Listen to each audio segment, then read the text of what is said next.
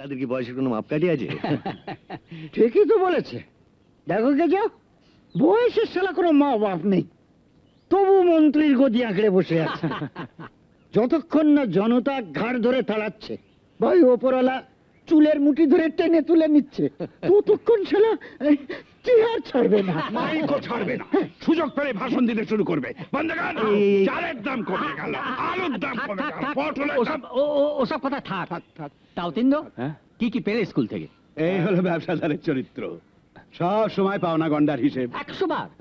যে মানুষটা তার সারাটা জীবন স্কুলের জন্য বিলিয়ে দিল, তার বদলে অবসর নেওয়ার সময় কি পেলো জানতে চাইবো না? এটাও ঠিক, এটাও ঠিক। ভাই পেয়েছিলাম তো অনেক কিছু, কাশ্মীরি শাল, সিল্কের ধুতি, ঘড়ি, ছাতা, পেনের সেট, বাহ বাহ। সব সব দিয়ে দিলাম। যে শালা পেতে না পেতেই দিয়ে দিলে, পেতো শালা ওই খেয়ে উঠেই কাঁচা খুলে মাঠে গিয়ে বসা।